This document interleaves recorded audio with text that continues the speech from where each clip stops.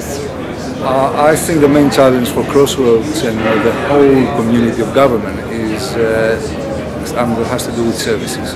And I was glad to hear that one of the challenges is addressing this challenge. We are facing the problem that public services are not done in a scientific and in a rigorous way. And I think there is a lot to be done there and a lot to be improved, so in the future we get better public services with the involvement of citizens.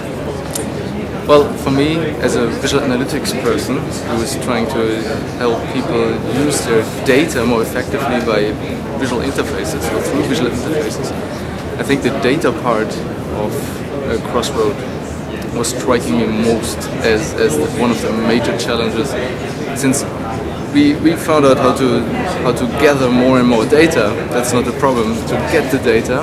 Now we have the problem what to make of the data. What is the use of all this data? The key thing is they've got to focus. But I think within that focus there's this obvious convergence between e-government, e-democracy, e-participation, and at the same time you've got people being territorial around those areas. They need to forget about the territory. They need to focus on trying to pool the resources, bring them together and look at what those big key challenges are. I would suggest let's think about the real value of the social web. You've got a transaction taking place between administrators, government and stakeholders, the public citizens. Understanding that membrane, understanding that interface and making it work. Now, maybe in terms of open data, what are the conditions that officials need to make things be open? And then what are the kinds of structures, be it gaming or whatever, that are going to actually get people involved? So focusing on the membrane, focusing on that transaction, so both being open to what's happening but being very focused at the same time.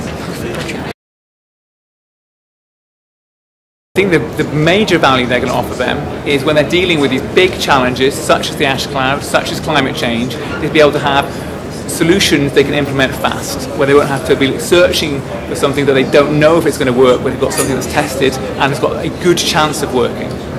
One of the main drivers of the industry at the moment is working with governments, especially as a services company like IBM. We do a lot of business with governments and we're helping them to build their infrastructure for services. We're helping them by even being service providers.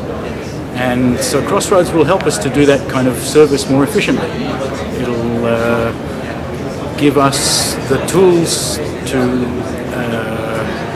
inform the government and inform the citizens about the service delivery that we're providing, and it'll enable us to improve those services by having responses.